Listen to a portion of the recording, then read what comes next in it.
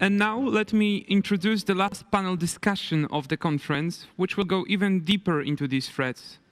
A discussion dedicated to green and digital free seas investments on the way to innovative and resilient Europe's eastern lung. I am very happy to introduce and welcome our distinguished guests. Mr. Jonatan Vseviov, Secretary General of the Ministry of Foreign Affairs of Estonia. Mr. Boris Koprivnikar, CEO at Sincular Consulting and a former Minister of Public Administration and Deputy Prime Minister of Slovenia. Mr. Piotr Karnkowski, Head of Treasury at the Polish State Development Bank and the Chairman of the Management Board of the Free Seas Initiative Investment Fund. Mr. Christopher Painter, President of the Global Forum on Cyber Expertise, a Commissioner at the Global Commission on Stability of Cyberspace, and a former coordinator for cyber issues at the US State Department. Mr. Karol Okoński, Managing Director, Cybersecurity Lead for Public Sector, Poland and CE of PwC. And as the host of the discussion, Mr. Scott Malcolmson, author of the Splinternet, Director of Special Project at Strategic Insights Group, and a former senior official at the United Nations and the US State Department. Scott, welcome, and the floor is yours. Thank you. It's a great pleasure to be here, and thank you to the Kosciuszko Institute.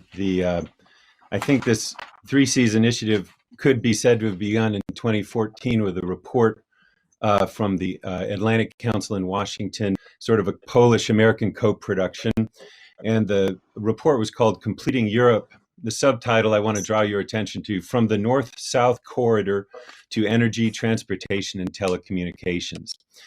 The last item there, telecommunications, got a bit lost over the next few years until really the Kosciuszko Institute revived it with a very important white paper in June 2018. By 2020, Estonia was hosting the 3C Summit and gave enormous emphasis to the digital aspect of the 3Cs initiative. So all thanks to the Kosciuszko Institute for bringing that up and keeping it alive. I wanted to begin by asking Secretary Vseviov to talk a little bit. The first digital investment of the 3Cs initiative was finalized in December of last year, building a rather large data center just outside Tallinn. Since that's kicking off the 3Cs digital actual investment as opposed to potential investment, I was wondering if Secretary Vseviov could start us by talking about that project and how Estonia sees the 3Cs initiative going forward, and in particular Estonia's own role in that.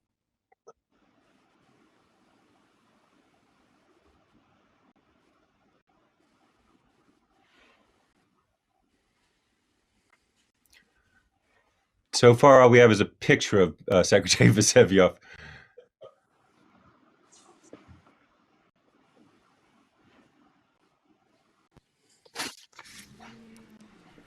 Well, maybe I'll actually ask, unless he's with us, maybe I'll actually ask the same question of Mr. Karnkowski, who is, after all, the chair of the management board of the 3Cs Investment Fund and must have been following this investment very, very closely.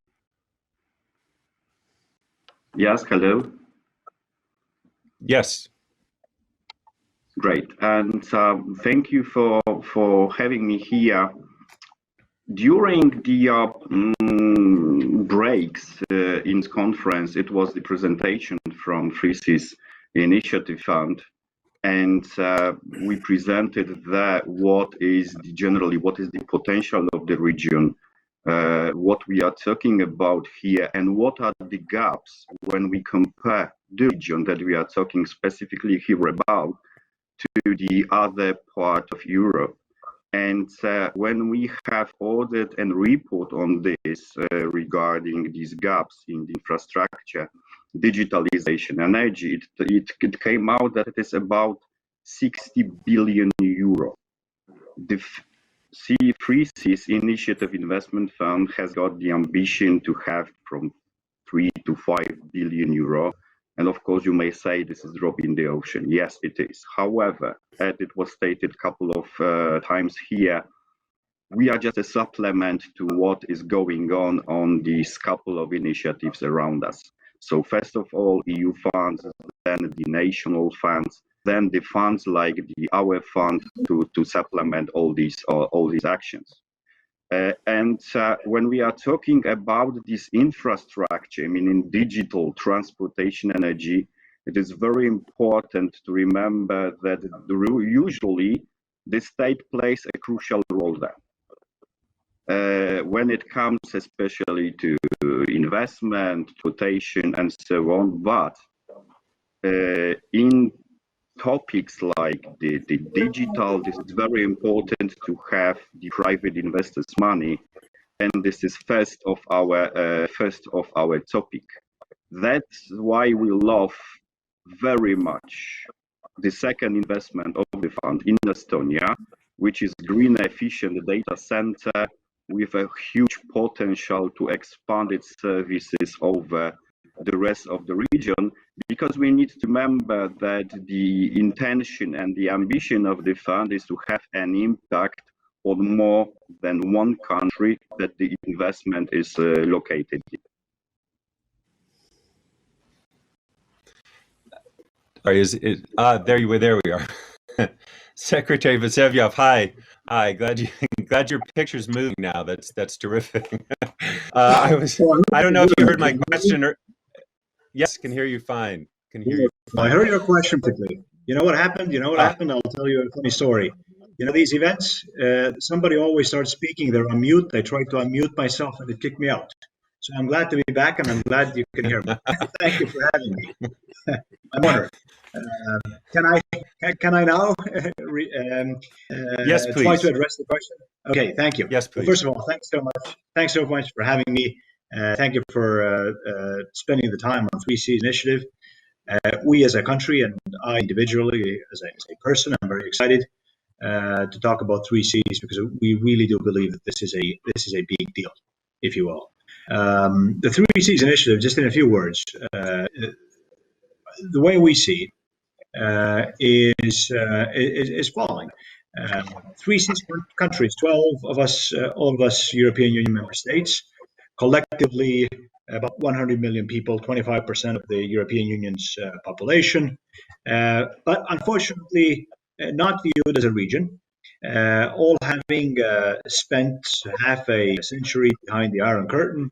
The level of connectivity between 3C's member states is lacking, especially when comparing to the rest of the European Union. And yet we are the fastest growing region within the most important economic bloc in the world. There's a gap in investments when it comes to infrastructure, when it comes to energy, and when it comes to digital connectivity. We believe that digital connectivity is as important as the other two, partly also because digital is a part of future infrastructure and future energy development. In any case, there's a big gap. The IMF has determined the gap to be roughly 100 million euros big. This does not take into account the digital domain, which would even expand the size of the investment gap. Now, as we've all learned in the past few years, connectivity, the question of who owns, who maintains, who runs infrastructure, who owns, maintains, and runs energy facilities, and our digital backbone has become a strategic question.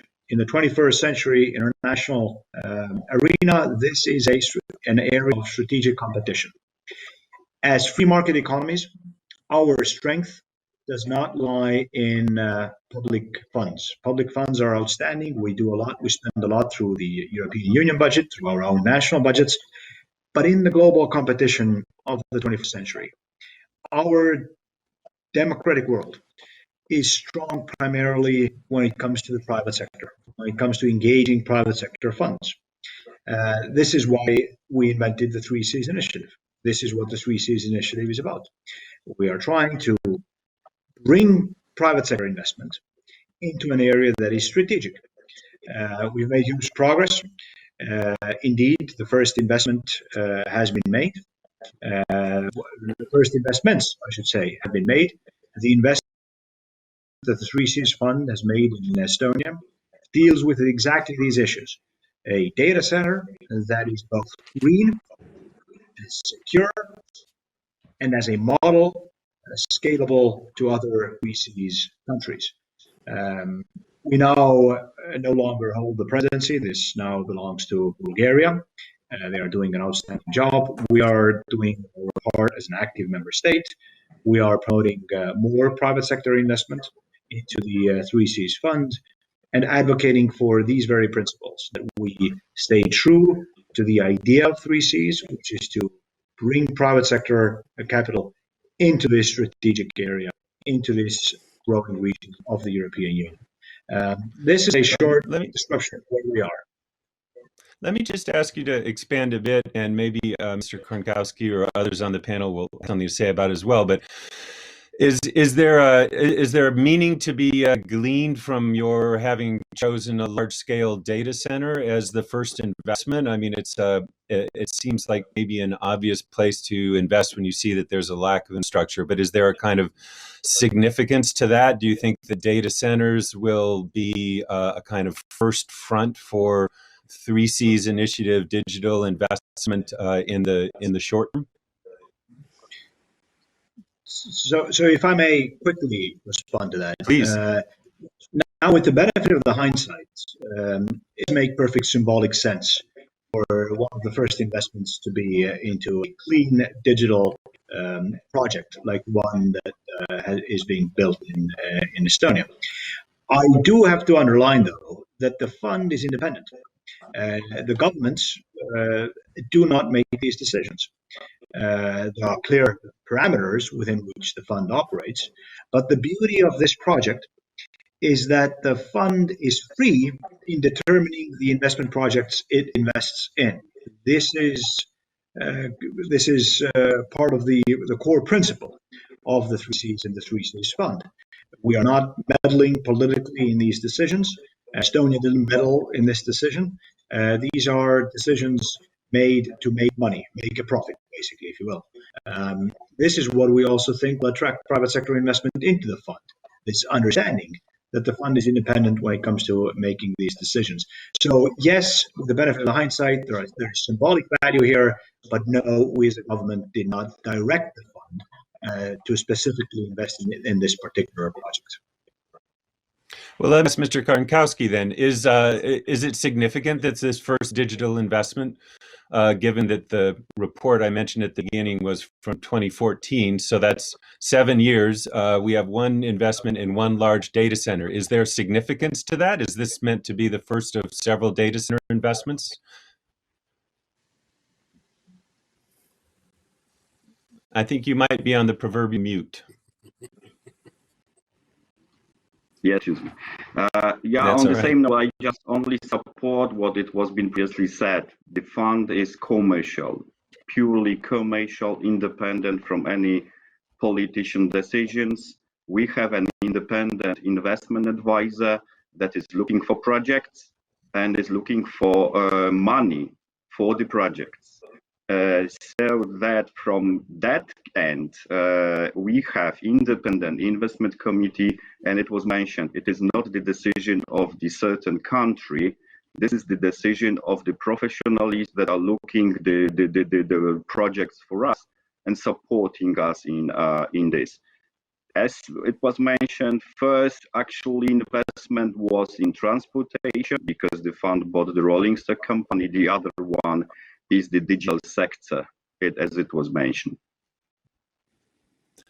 Mr. Koprivnikar, you're no longer in government, I believe, but you certainly were in Slovenia and built up a lot of infrastructure as a senior government official. And I also want to I'm sorry, am I looking? Yeah, I just wanted to This struck me that you taught computer science to blind children the early 90s, which is not a qualification anyone else on this panel has, I think. So I found that really, really impressive. How do you see the actual infrastructure needs that something like the investment fund could put money into? Is data center necessarily a priority, or do you think it should be something else? And how do you, what would be at least a short-term vision of what money should go into and what shouldn't, leaving aside the question of this being a private-led outfit, since private-led companies make strategic decisions just as much as governments do. So if you could talk a bit about that, I'd be grateful. Well, first, thank you for inviting to this distinguished event, and I'm not in the government anymore, thank God, I can say. But so speak freely then, please. No, but when talk about the private investments in the public infrastructure, basically we're talking about the key problem as we see it in the internet, because it was developed as a dedicated tool that became now a global, basically critical infrastructure. So it's the main problems that we are running around is always how to trust it, how to regulate it, who to regulate, how to maintain the legislation in the internet. And what I find it's very important. This is what we also used when we, I do believe, made quite a huge jump with the digital development in Slovenia in the 4 years of our mandate, is that we never looked to the digital infrastructure as a technological problem, but at least in 4 layers. If I may use an analogy, which is very easy to understand, is before you buy a car, you need to know who is driving, where you are going, what kind of fuel or energy is available, and then you buy a car. And transferring this to the digital development, and the same is in the region, is need of coordination, decision-making, political coordination. Then where you're going is need of synchronizing the visions, that we are all going in the same direction. When we talk about the fuel, of course, we are talking about the data. And when it comes to data, I like the saying, don't log the data, look the data. So you need to open data, to have a free flow, to have a free exchange, standards for data exchange, but also need to be always alerted what's happening with your data. You need to regulate, and then basically on the end you come to the question of trust. And trust is not only something that it is or not, it's something that you have to build. You build it through cooperation, through co-creation with the public and private sector, and you build it also through regulation. And talked before about the data centers. For me, it's the same as a bank. So if I do trust my money to the bank, it's the same question: do I trust my data to the data center? So do they have the good protective mechanisms? Do they have the right insurances and so on? And if we build this in the region, then of course we have very good grounds also to speed up the digital development in the region. There are of course always questions of safety and security, but in the same way as we say, we would never use electricity because we know that it can kill people. So we have to monitor the dangers and then taking this in account, then going in development. But when it also comes to the regional development, I do believe that there are a few conditions that we can, if we follow them, we can be more successful. First one is that politicians on the highest level, they need to understand digital technologies. And I don't mean the understanding in the technical or development sense of way. I mean the understanding as we do understand how to manage a car. You don't have to be a machine engineer to drive a car. Then you need the trust partners. And trusted partners that we are talking are privates, and the way how to establish this connection between the private partners and the governmental needs and the regional needs, it's usually through open public tenders. And we made one big distinction that really worked fine, and that was that we didn't tender solutions with technical descriptions, but we tender problems. And when you tender problem, then you can trust or expect the private partners, the very skilled companies, will come with the very innovative solutions for your problems. And if you set your communication in that way, that you have coordination, decision making, vision, that you share and even follow the data, and then synchronize technology, then you tender problems, then you have a good partnership, and you really can boost up the digital development. And we all know that digital infrastructure today is basically the key structure that defines competitiveness of the region or the country, or even wider, however you look at it. So we are talking about one of the critical moments of development of the whole region. So I do believe that in regional level, you can move faster with testing new approaches, even with the legislation sandbox and similar principles. So I'm very keen to look and to support this initiative that I hope will speed up the region. And maybe only for the end, one problem that it was not mentioned before, but it is present, is also digital divide problem based on the country or the regional level. Based on how much access you have to the technology, to the technological companies, to the technology, to the knowledge. So we have to be careful that this digital divide is not big. So that's why maybe regions that are not leaders in the digital development have to invest heavy in that area to maintain the step with the development. That's a really interesting point about the digital divide. Although I want to turn to Mr. Okoński, also ex-government, and has worked a lot in cybersecurity. When you think about the 3Cs initiative can do in digital infrastructure, I mean, would you also emphasize the importance of a kind of trust network, and how do you wire up trust adequately if you're running the 3Cs initiative? How does that look to you? Yes, thanks for the opportunities to contribute also to this panel. I think yes, it's the matter of like the connectivity, also the data centers processing the data, and the applications that run on them or run with the use of them. So in all those aspects, of course, you have to take into account the cybersecurity requirements from the start, like by designing them. And if we look into the especially in the data processing part, of course, we know that these are probably the most concerns that we have currently in terms of losing or leaking some sensitive data. So or actually stopping our business when we're going and when we base our operations, be it the public government, all the more and more, and also private sector on basically the digital infrastructure.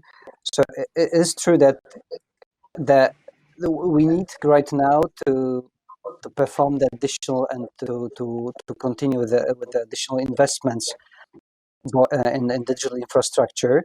And sometimes you may consider that building either data center or building the new digital highways, as we call it, the new fiber optic infrastructure, you might see that for some reason, for some investments, it might definitely can make more sense to look at the market like beyond our like one country, but just see as a regional investment. If there's especially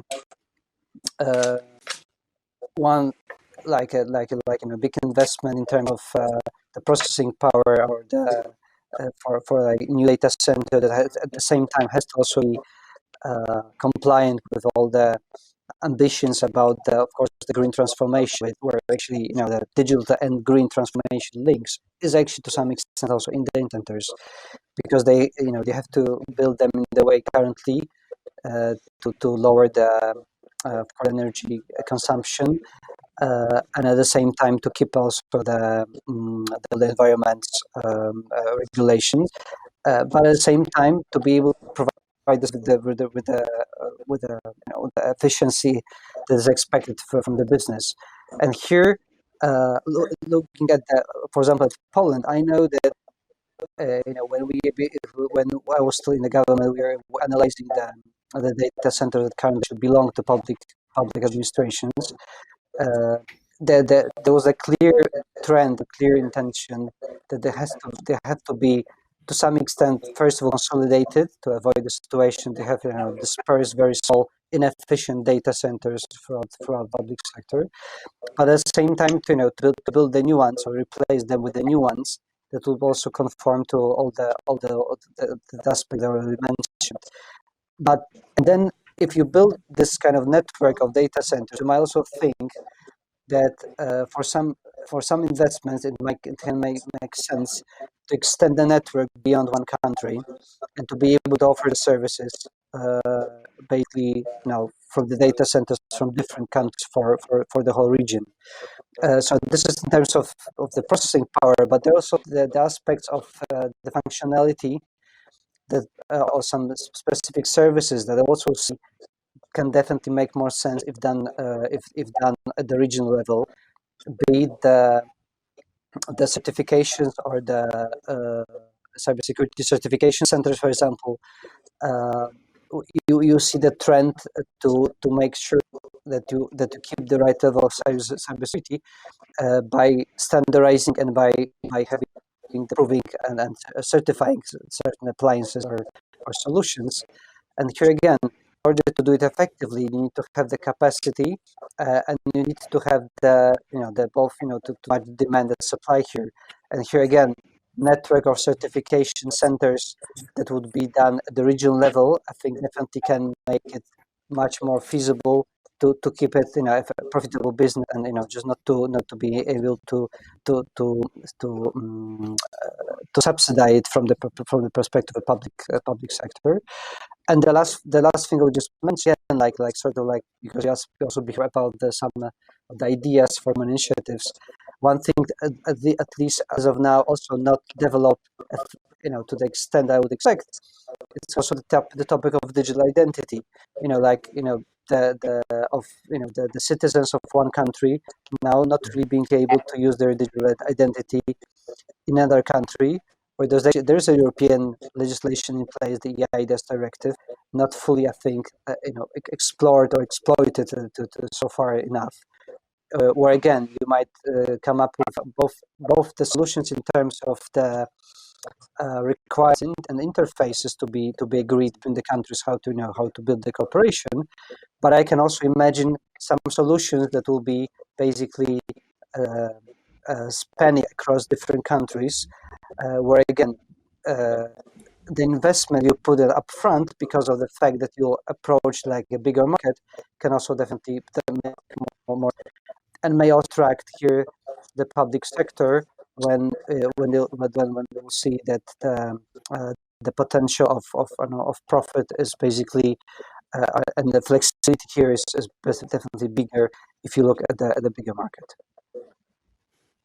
Let me ask you just one other question before we get on to more geopolitical territory. But in terms of 5G, essentially low latency is very important, and 5G networks work better if you have nice new large data centers close by so that the systems operate properly. And there are enormous cybersecurity issues involved in 5G, radio area networks. And maybe Secretary Vseviov would like to comment on this too, since Estonia has been out front on this issue for some time. But how would you see within the 3Cs area, what sorts of advantages of a more united 3Cs area would there be in terms of the building out of a 5G network, which I want to emphasize includes data centers, include the type that the Three Cs initiative has had as its digital project? Well, and I would say this is here the biggest advantage would lie here in first of all building some common use cases, I think, and some common test beds and the possibilities of actually be it autonomous vehicles and the cross-border channels for 5G, or be it some IoT solutions for the transport again. Or sharing and building again like some common solutions for the production and controlling of production again with the use of solutions that use the low latency, that actually require low latency and 5G connectivity. So I would say here it's at the level of application. Here will be the one of the important factors. Let's say again like creating a solution that will be able to be used basically across different countries, not which require also an upfront the discussion and the confirmation on the requirements that will and the applicability and compatibility out of the solutions that are built between the countries. So this is one of the important factors, and of course again. You might, in terms of coordination, which was also mentioned here before, you might also expect that you would share the information and you would also share the plans and ambitions for the investments here in this area, because for 5G network, apart from the radio part, you also need the core network, and there's the fiber optic also a very important part of this. So if we would like to create like the coverage of 5G within our region, it definitely requires just more coordination between the countries in terms of investments, but also in terms of the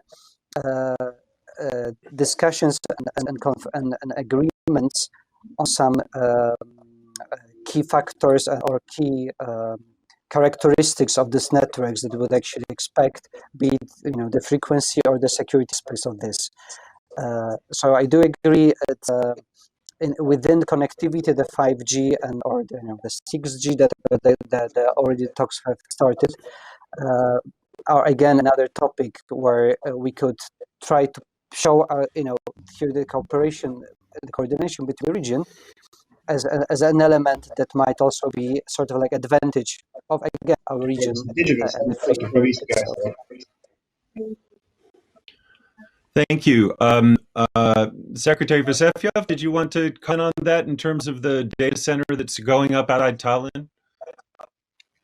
Well, I was going to say that, first of all, I agree with everything that has been said. Coordination of investments, to me, is a very important keyword. This is what the Three Cs initiative is all about, coordinating investments. Now, many know that we are relatively proud of the fact that we have built a digital state here in Estonia, where most government services are ordered online. For years already, we do our taxes online, we vote online. So for years, we have been aware of the fact that digital security is no longer just a problem for respective IT departments. Digital security is a matter of national security. Now, with development in technology, we need to change the way we think about digital security. And a bigger and bigger component of security is trust.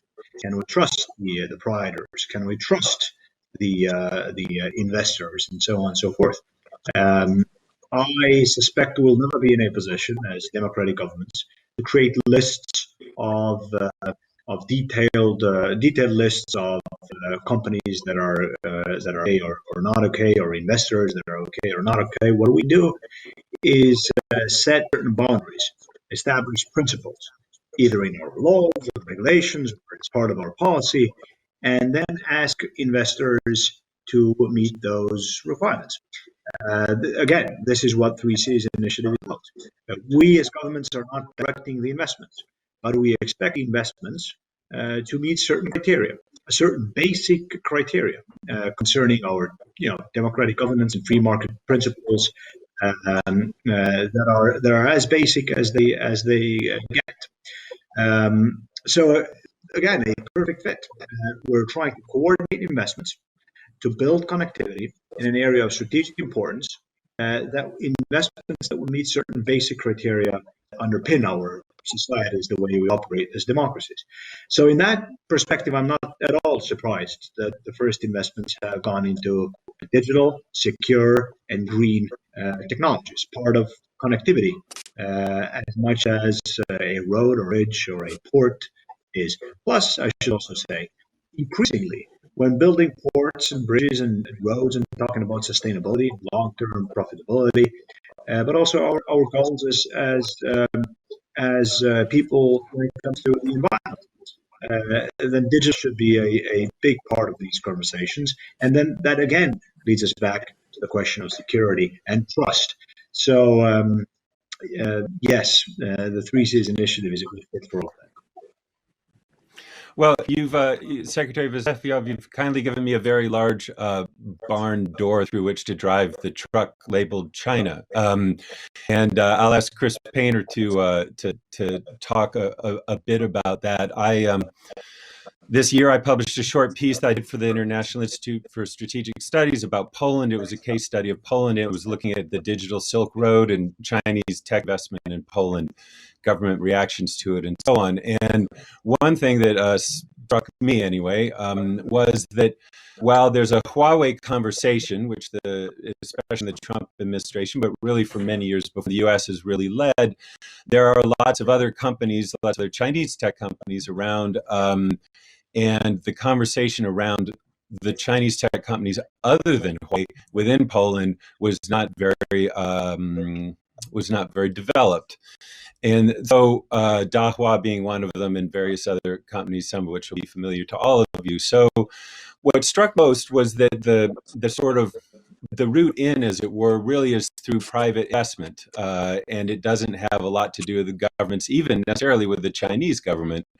And one instance I think about, particularly in the 3Cs initiative context, has to do with Alibaba, because currently under attack from its own government, but leaving that to one side, Alipay, AliExpress, these systems they're designed to provide a way to create works for e-commerce and other sorts of business across borders, but they're necessarily also, in a sense, rooted within China. So Secretary Vseviov mentioned the elements of trust, including, for example, not violating human rights at home and that kind of thing. So a lot of issues there. But Chris Painter, could you maybe sort of illuminate the view from Washington a little bit, and whether you see the high enthusiasm and money commitments that were made in the last half of the Trump administration towards the 3Cs initiative and these kinds of projects, whether you expect those to continue and what the Biden administration is bringing to these issues that was missing or that's different from its predecessor. Yeah, thanks for that. Look, I think I view this this whole endeavor as essentially a capacity building initiative, and it's foundational, as I've said, to a lot of stuff that you're trying to do throughout business, through your economy, through social programs. Really having a strong digital infrastructure and a secure digital infrastructure is critical. And I think that even though it's a regional initiative, it has global effects. So you certainly had the EU talk about the 3Cs initiative, the digital part of it is helping the EU. So it's focus on the 3Cs, but it has EU-wide effect. It also, I think, has transatlantic effect. There was a resolution in our Congress talking about how important the 3Cs initiative was and how that helped the U.S. in its defenses. And I do think it presents these countries in the 3Cs an opportunity to do it from the beginning. So it's not like every country in the 3Cs is not advanced, it's not looking at these issues. Certainly Estonia has done much in this regard. But I think it provides you an opportunity to build the security in, or think about the security, and think about risk management from the beginning, instead of adding that on at the end. And there are difficult questions there. You need to treat it, I think, as a risk management decision. 5G has been the most high-profile aspect of that, but it is not alone, as you say. You have to think about when you're building things, even when private sector is building these various structures, these things like the digital highway that was suggested by the Koprivnikar Institute, what that means. And if you're not on a secure infrastructure, how limiting that could be down the road, how that could affect your businesses and societies down the road. So security and supply chain issues is going to be a critical part of it. And I do think that this initiative will be welcomed by this administration. I do think it will be something that, in terms of doing capacity building, working with our partners, certainly something that has been strongly messaged out of the Biden administration from the day it came in, and really before that, was the importance of working multilaterally with partners around the world, including, I think, all the countries involved in the 3Cs initiative. So I don't think there would be a step back from that. I also, just want to key off one comment that was made earlier about, the political awareness of these issues, and I think this goes to the overall issue too, is that for too long, I think people have thought of these digital issues, and particularly the security issues, as boutique technical issues and not core issues of national security, of economic policy, of human rights policy, of foreign policy. On the company side, outside of the firms who actually do tech, often they don't really understand it at the C-suite either as a priority. And I think we need to change that, make it more of a political priority, more of an industry priority. I think the 3Cs initiative and what it's trying to achieve will help to do that.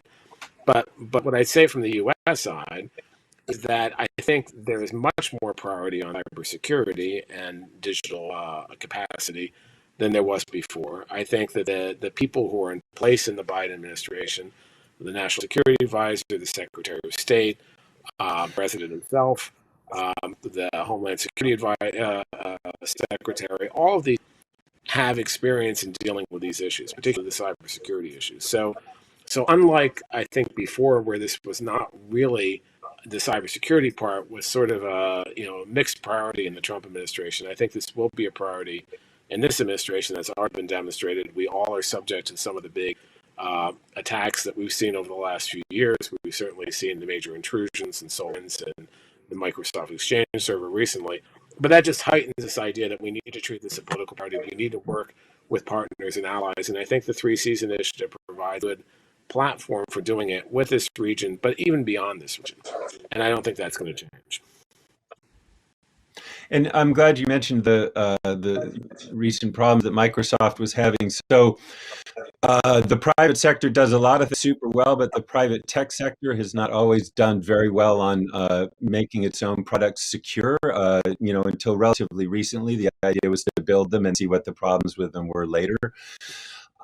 Putting that on one hand and then thinking on the other hand that the initiative, as everybody has said, a big part of it is creating a kind of trust so that you can have investments and connectivity across borders without having cybersecurity worries. So I'm wondering a couple of things. First, how does the 3Cs initiative, maybe through its management board, and maybe Mr. Karnkowski wants to comment on this, how does it sort of, as it were, bake in security in terms of looking at its investments? Is that something that the private investment advisory firm that actually traffics in these and fields these investments, is that in their corner? Is it with the investment board? Is it where does that come from? And then a second related question, leaving Chinese tech companies aside, American tech companies would probably happily build some of this infrastructure as long as it seemed to be profitable to them.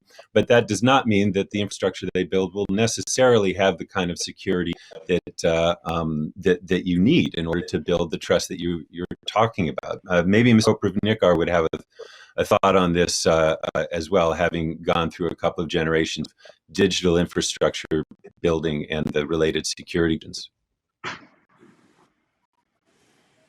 Can I? Well, please. When we talk about the digital infrastructure, I was always looking at this and always explaining, even in political circles, that this is always just a tool. And we should not mix the policy goals that we use tool for achieving them and one of the most effective tools is digital technology. The technological goals or private investor goals. And again, when we talk about how to manage the trust and how to defend with the cyber attacks and so on, we do have in physical, if we call it in physical world, we have political alliance, we have defense alliance, we have transatlantic alliances. So it's logical that the digital part of our everyday living is part of our overall political alliances. So if we are talking about the economy and the digital tools in the economy, we do have the economic pools and relationship which are supported with the digital technology. And if we have defense alliances, we also already organizational ground which we have to enrich with the very, very careful development of the digital defense. So it's, if you manage only physical part of the country, then you basically manage only, let's say, half of a country, and who is managing the other half? So the most important thing is that we do not divide digital questions for experts or for special agencies. And this is how I'm trying to emphasize that understanding importance and let's say you cannot divide physical or digital anymore. So you have to understand digital if you want to maintain the country or the region, if you want to maintain economy or the defense system. And that's one of the key aspects. And it's not need to invent new alliances. It's only that we are using new, better, more sophisticated tools. And Free Seas initiative is very good if it's based on the existing alliances and they just empower it and brings better tools in, and then it's successful. Anyone else want to comment on that set of questions?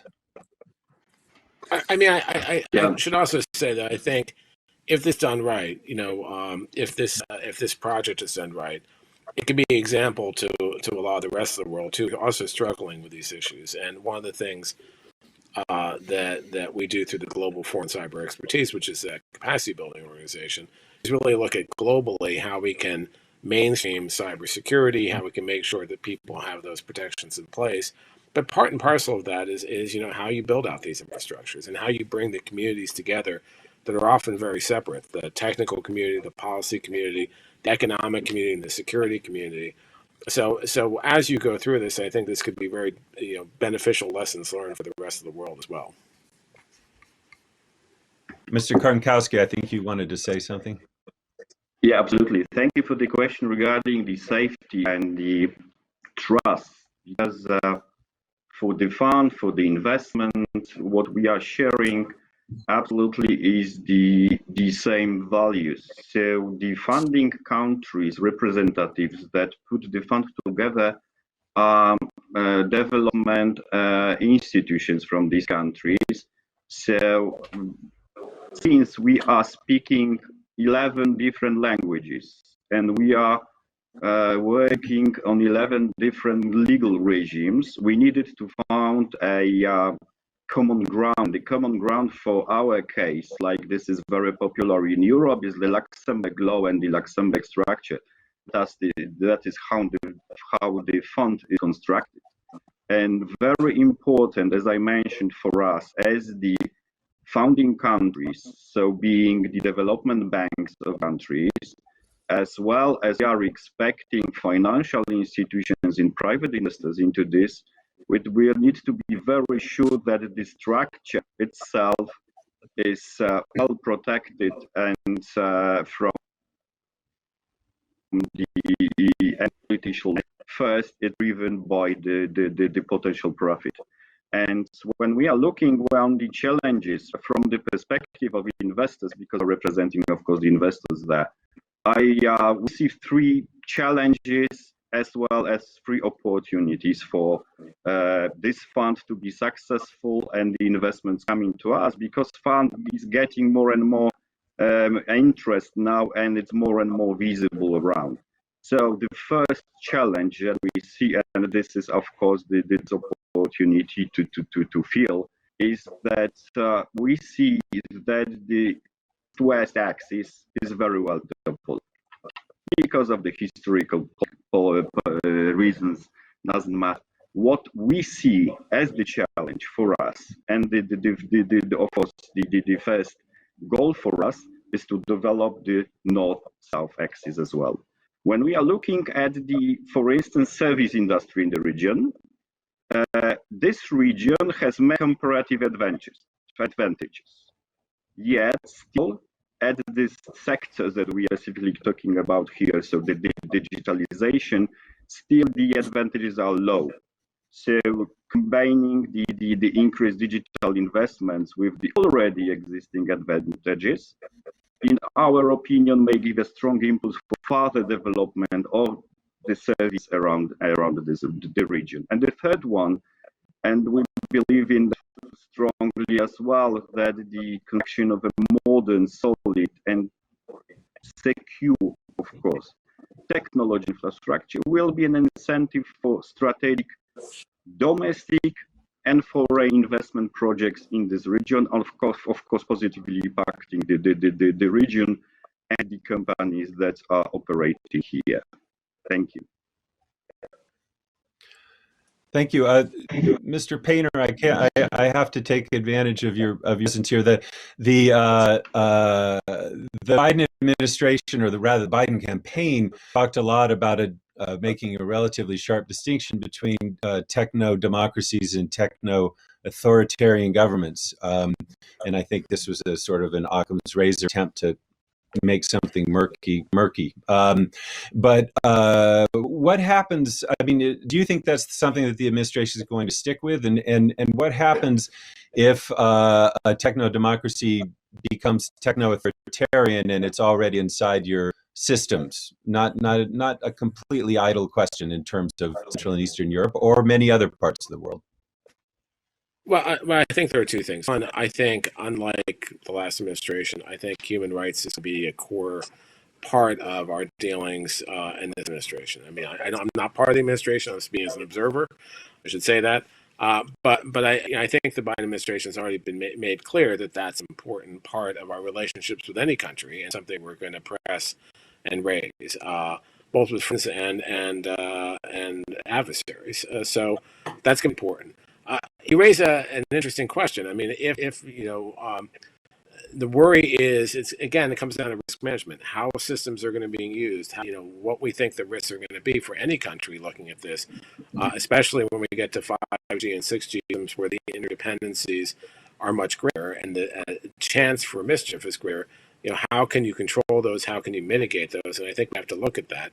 Now, of course, with our partners in Europe, we want to have a good relationship. We want those countries to be free and democratic. That's going to continue to be something that the U.S. is going to push around the world, and should, as part of its larger foreign policy, even its policy. Well, thank you. We're running a little bit towards the end of the hour. I'm wondering if I could ask each one of you to, looking ahead to Bulgaria, just think about or offer sort of what would be two, you think, top priorities for the digital part of the 3Cs initiative to emphasize at the next summit. And maybe Secretary Vseviov, I'll let you start. Well, thank you so much. I'll be very generic so that others can lead. I think there are two priorities that we should be focused on. They are applicable to digital, but also to other areas of the 3Cs initiative. Area number one is making sure that all of the member states invest into the fund.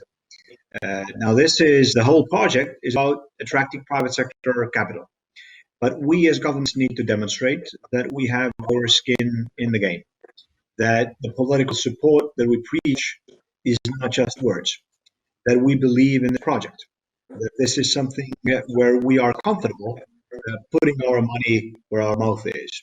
Now, we have a number of commitments from the overwhelming majority of 3Cs member states. We also have commitments from the United States of America. We need to make sure that each and every one of these commitments lead to an actual step, an actual investment into the 3Cs fund. The second priority is attracting private sector capital. This is what it's about. Once governments have demonstrated that they have their skin in the game, we need to put all of the attention on attracting private sector capital. I will leave the question of where should the fund invest to others. As a government, again, as a government representative, I don't want to tell the fund where to invest, but I do want to make sure that the fund itself, as well as the initiative around it, is successful. And I think the main two questions that determine success for 2021 is government demonstrating skin in the game, fulfilling the obligations that have been made, and secondly, attracting private capital. Mr. Koprivnikar, could you possibly suggest two priorities that you would see for the Bulgaria summit on the digital front? Well, I would say if we want to speed up the digital development and with that increase the security and increase the foundations for the faster economy development, there are basically two basic things that we need to do. One is to have clear and very stable rules, and we know that this is of greatest interest for investors. If you have clear and stable rules, then investors will come. And the second one, of course, is trust, which comes also through monitoring and really openly discussing and respecting different legislations and different foundations that we have. And to seek investors, not only to invest in smaller projects, but really to invest what Free Seas initiative is really about, to invest in the regional projects which can show regional impact and also are more interesting for investors as well as for the users.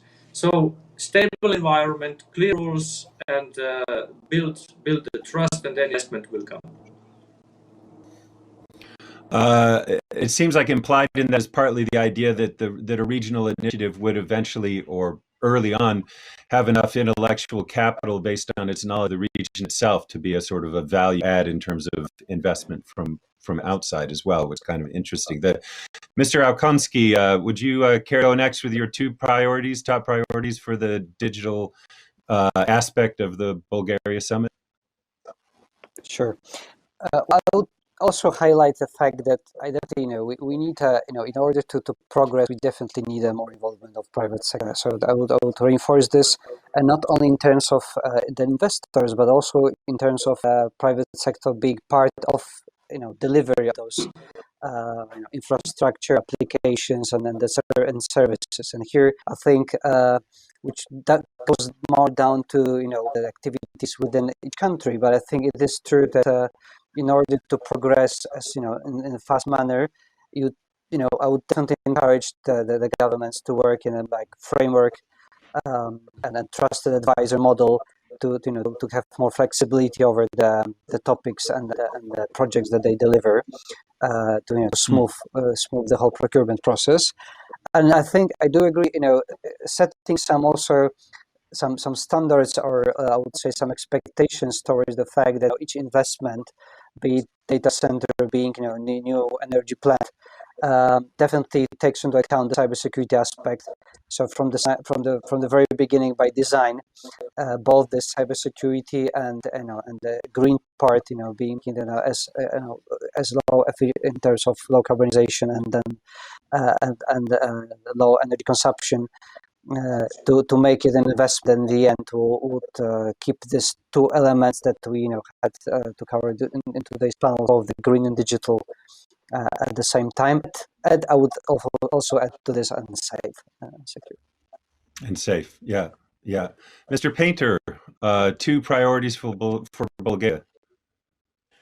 So the first would just have a sense of what the roadmap is going forward. So if you're trying to achieve things like the Koprivnikar Institute's digital superhighway, what are the things you need to get there? The data center is probably a building block on that, but what are other building blocks?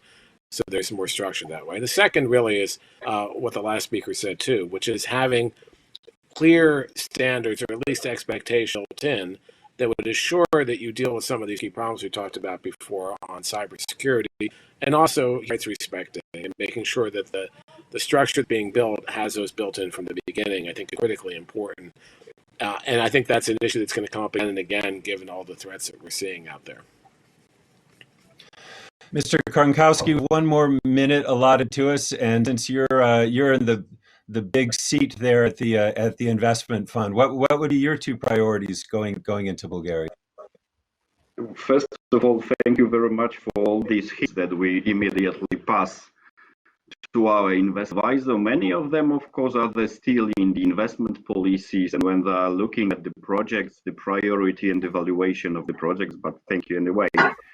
From my perspective for Bulgaria, and the topic that is very interesting in this part of when we are talking about investment, is to promote the public-private partnership. We are in Poland quite developed, and we hope that by this occasion we do that with the further population.